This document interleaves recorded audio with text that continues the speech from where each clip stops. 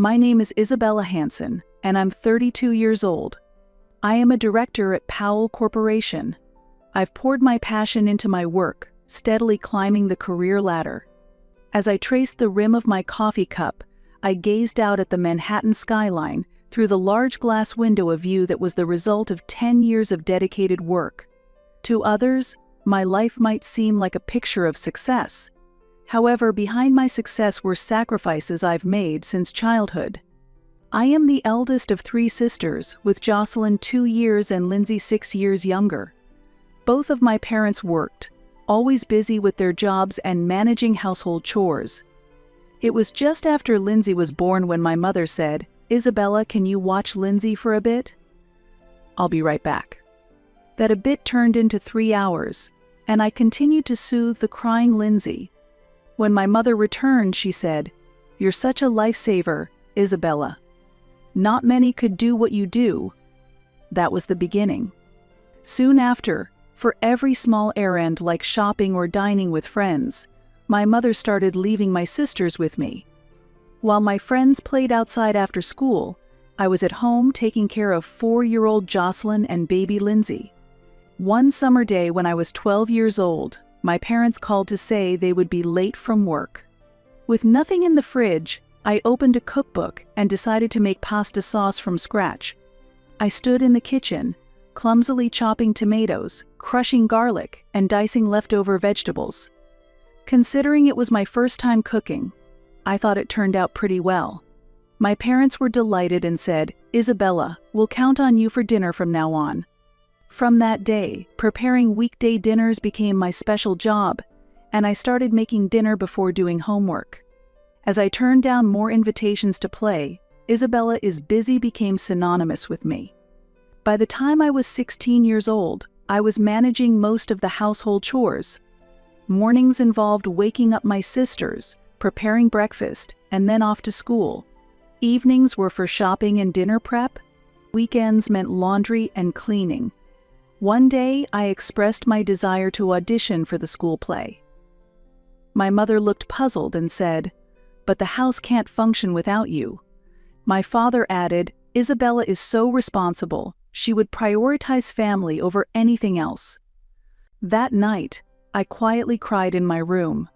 Like many other dreams, my acting ambitions were sidelined for the needs of my family. I vividly remember the spring break of my 18th year. For the last spring break of high school, I had planned a trip to Miami Beach with friends. Saving money from a part-time job for 6 months, it was to be my first trip just with friends. My suitcase was packed, and the plane ticket was ready. On the eve of departure, my parents suddenly appeared in the living room. "Isabella, we need to talk," my mother said with a regretful look. My father continued, "We have to go to Texas unexpectedly tomorrow because your grandmother, who was supposed to watch Lindsay and Jocelyn, fell ill. Can you take care of your sisters?" My heart sank. "But I'm supposed to go to Miami tomorrow." "I've been planning this for 6 months." "I know, but it's an emergency," my mother explained. "You're the only one we can rely on." "What about Grandpa?" I asked, feeling hopeful. "He's working," she replied. "But my ticket." "We'll cover the cancellation fee," my father interjected. "We trust you with Jocelyn and Lindsay. They rely on you, and we know you can handle it." Ultimately, my Miami dream was crushed.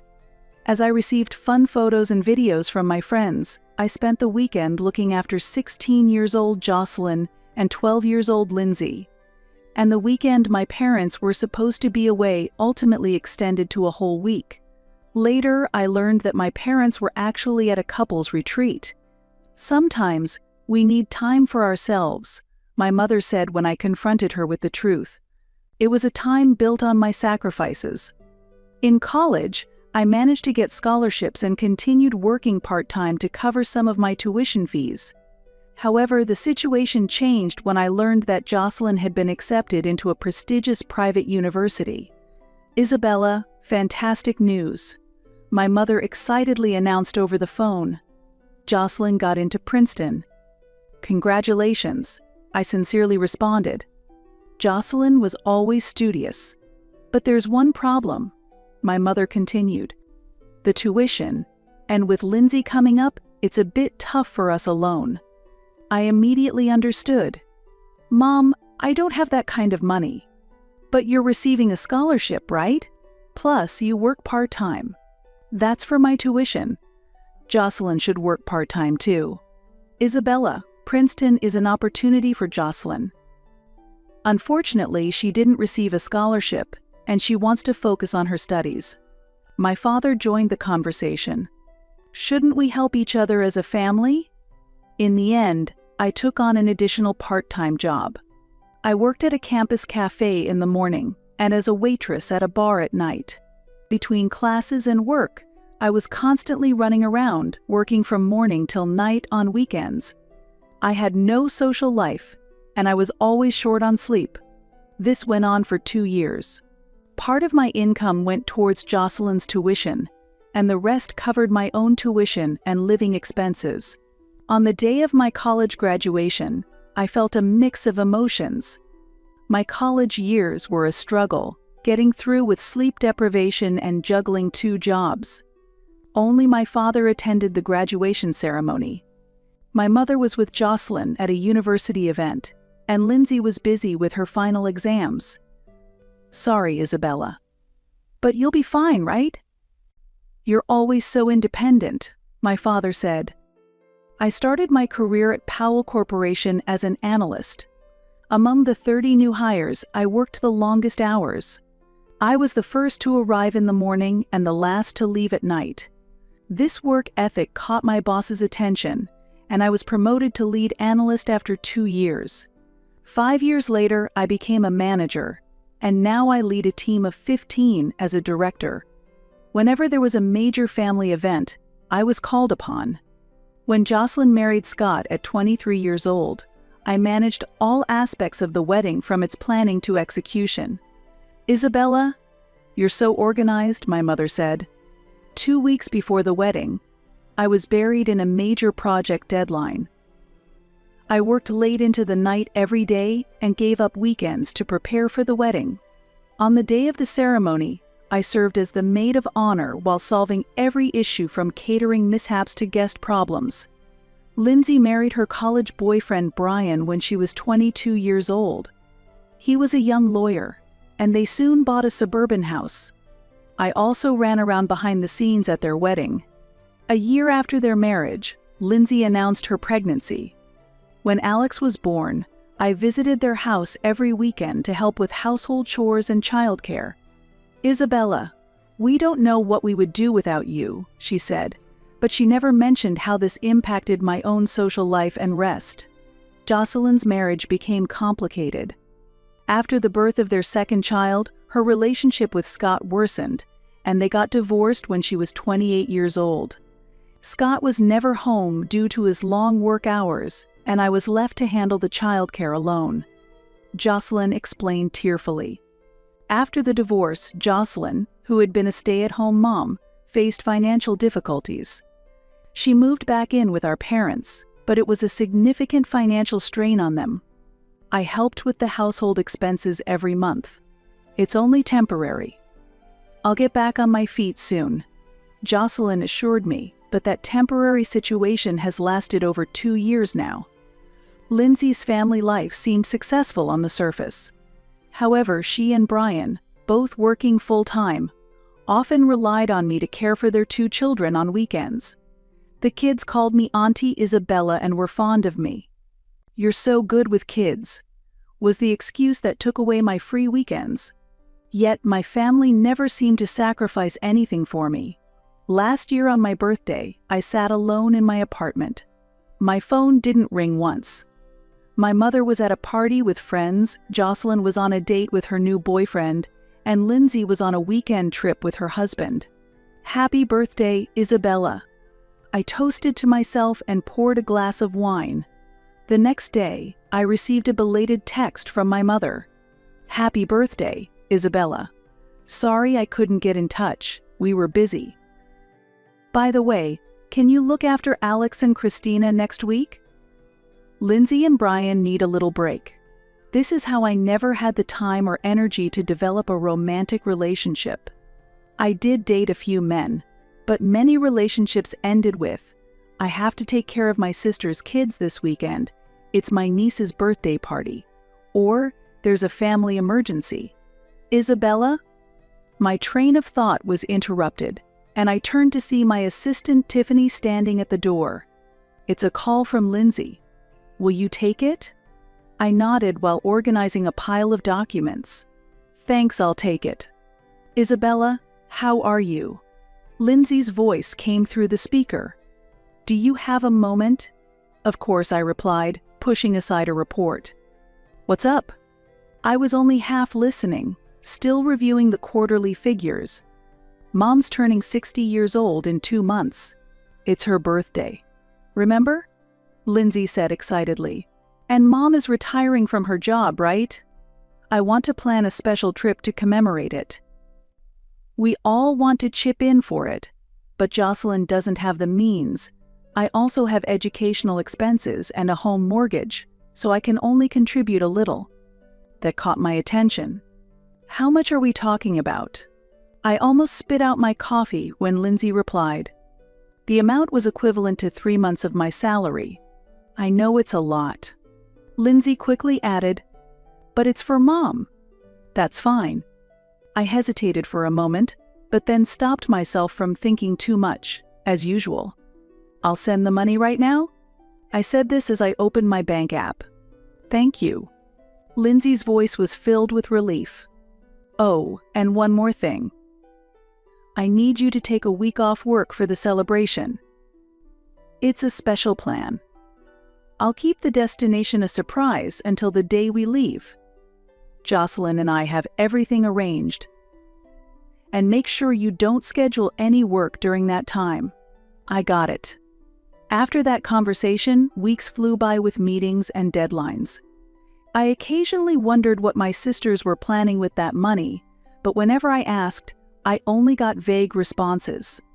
Work took priority, and Mom's birthday celebration was pushed to the back of my mind. Then, the designated day arrived. I closed an important deal, leaving the office with a feeling of comfortable exhaustion. It was finally time for Mom's birthday celebration. According to messages from my sisters, we were to gather at our parents' house and leave from there. I loaded my carry-on into the car and headed to my parents' home. When I arrived, I noticed several familiar cars parked on the street.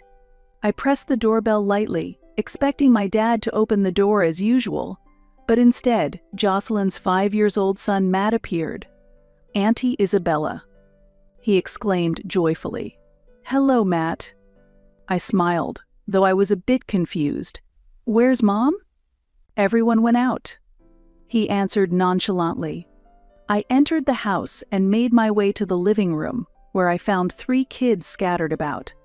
Lindsay's baby Christina was sleeping on a play mat, and her 3-year-old son Alex was playing with blocks. Jocelyn's daughter Hannah was drawing. However, no adults were in sight. "Where did everyone go?" I asked Matt. He shrugged. "I don't know. Grandpa said that Auntie Isabella would be here soon and to stay quiet until then." I hurried to the dining table. There was an envelope there with my name on it. With trembling hands, I opened it and found the following note. "Isabella, we've already left for a week at Sunnyside Resort. This is our adults' only trip. After years tied down by childcare, we finally get to enjoy some freedom without the kids. We've stocked the fridge with food for the kids. The emergency contact list is on the kitchen counter. Make sure Alex gets his medicine at 4 p.m. Don't worry, we'll take lots of pictures to show you when we get back. Enjoying adult conversations and cocktails. Love, Mom." P.S. Jocelyn checked the resort's babysitting service, but it was fully booked. "The kids are comfortable with you, and this was the best way. Don't take it the wrong way. Just do your best for us as usual." There was no other way. I read the note again, in disbelief. They had really left me behind. Without consulting me, without my consent. and with my own money. I took out my phone and called Mom immediately. It went to voicemail. I tried Lindsay, then Jocelyn, with the same result. Finally, after several attempts, Lindsay answered. "Hey, Isabella." She sounded hesitant. "Have you arrived at the house?" "Lindsay, what is this?" I asked, struggling to keep my anger in check. "You left me behind?" "Listen, Isabella." She became defensive. "It wasn't my idea. Mom said Isabella is always so responsible and reliable. She'll understand." "I didn't agree to look after the kids," I said. "I was looking forward to this trip too." "But you get along with the kids," Lindsay excused. "And since you're single and don't have children, you don't really need a vacation like this, do you? We just want to enjoy some adult time. We've been tied down by the kids for so long, don't we deserve a little break?" Her words broke something inside me. "Listen, I'll call a professional babysitter right now. That way, I can catch a flight and join you." "That won't work," Lindsay exclaimed. "We can't leave the kids with someone they don't know. Alex gets anxious around strangers, and Christina is still a baby. Honestly, we just want some time away from the kids. Isabella, please. Can you watch them for us? Just like you always do." "Just like I always do?" I repeated, feeling the anger rise. "Yes, you're always so dependable. Ever since you were little," she said nonchalantly. "You've always done everything for us." Something clicked in my head. "For everyone?"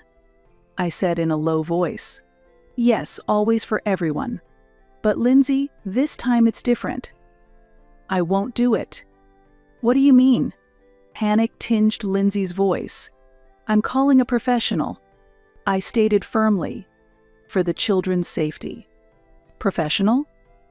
What do you mean?" "Isabella, stop." I hung up the phone. My hands were shaking, but my next steps were clear. I called the police and explained the situation. Next, I contacted the National Child Abuse Hotline. They promised immediate action. After that, I sent the same text message to the entire family. The children have been left unsupervised. I have reported this to the police and Child Protective Services. I suggest you come back immediately. Within minutes, my phone began to ring. I ignored it. Instead, I sat down in the living room and began playing with the kids, ensuring they did not feel anxious. About an hour later, a police car arrived at the house. 2 officers entered and began assessing the situation. 30 minutes later, a social worker from Child Protective Services also arrived. I explained everything to them. As the sun began to set, the front door burst open, and my panicked mother rushed in. Behind her were Lindsay, Jocelyn, and the rest of the family. "Isabella," my mother exclaimed. "What have you done?" An officer stepped forward and asked, "Are you the guardian of these children?" My mother, cheeks flushed, replied, "Yes, I'm their grandmother." What happened? The situation of minors being left without proper supervision was discovered by Ms. Johansson, who appropriately reported it to the authorities, the officer stated sternly. "But," my mother faltered, "Isabella was supposed to take care of them." She agreed. "No, Mom," I said quietly. "I didn't hear about it, nor did I agree. You all just assumed." The social worker stepped forward and requested identification from all the adults. They were then asked to accompany the police to the station. After hours of questioning and explanations, the police contacted me to clarify the situation. Meanwhile, I stayed at the house with the children. Ultimately, my parents and sisters were charged with child neglect. The children were temporarily placed under my supervision. The family was enveloped in shock and shame. They returned from the police late that night. The next morning, I gathered everyone in the living room. The children were playing in another room. "I have always said yes," I began calmly. "Even when I was tired from work, even when I had important meetings. I always helped you. But this time, you crossed a line. You took my time, my money, and my dignity. But Isabella, my mother said through tears, you've always done everything for the family. That's the problem, Mom, I said. You've forgotten that I have a life of my own. My choices, my hopes, my dreams. I love my family, but I'm done being taken advantage of. Don't you like the kids? Jocelyn asked in a soft voice. Of course I love them, I replied. But loving them and being forced to take care of them for a week without prior consultation, while the rest of the family goes on a vacation with my money, are completely different issues. Silence took over the room. I stated firmly, you all need to face the consequences of your actions. I have sacrificed for you for many years. I've had enough. Isabella, my mother exclaimed in shock. We raised you. Yes, you raised me, I said quietly. I am grateful for that. But that doesn't give you the right to use me indefinitely.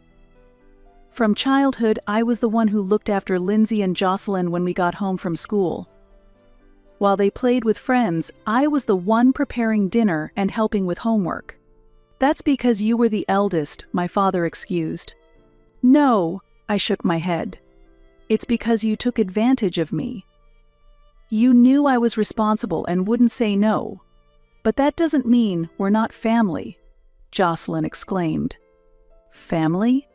I laughed. Being family means it's okay to go on a trip with the money I provided, without my consent, and leave me to look after 4 kids?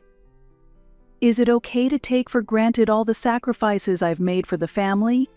The family fell silent. Anger, sadness, and fear appeared on their faces. What should we do now? Lindsay asked in a low voice. That's for you to figure out, I said. I'm going to live my own life. A year had passed. After the intervention of the police and Child Protective Services, my family paid a significant price. My parents were charged with child neglect and were ordered to do community service. Lindsay and Brian and Jocelyn faced restricted custody of their children, with supervised visits and mandatory parenting classes. My father's business partner terminated their contracts out of fear of scandal, and our family's financial situation rapidly deteriorated. I had cut off contact with all of them. At first, tearful calls from my mother and angry messages from Lindsay and Jocelyn flooded in. They claimed I had overreacted and accused me of betraying the family. However, those gradually subsided. One rainy afternoon, there was a knock at my office door. There's someone here to see you, Tiffany said. It's your mother. I took a deep breath. Let her in. My mother had aged, her shoulders slumped. Gone was her once confident posture, replaced by weariness and a sense of defeat. Isabella, she said in a small voice. Thank you for seeing me. What do you want? I asked calmly. I came to apologize, she said. And to ask for help. What kind of help? We're on the verge of bankruptcy, she confessed, holding back tears. Your father has lost his job, and my retirement funds were drained by legal fees. Lindsay and Jocelyn are struggling to regain custody of their children. And I need a loan, she finally said. Help us. I looked out the window at the Manhattan skyline. In the past, I would have immediately opened my wallet and helped my family, as I always had.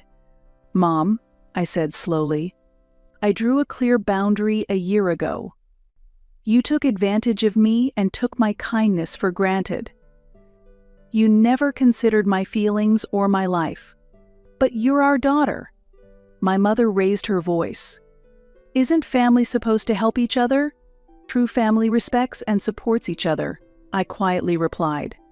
You treated me merely as a resource. That is not love. My mother began to cry, her shoulders shaking. Then, what should I do? Solve it yourselves, I said. As adults. She looked at me with a look of despair. You were never this cold. "I've changed, Mom," I smiled. "I finally learned to value myself." After she left, I reflected deeply. That incident made me reassess my life.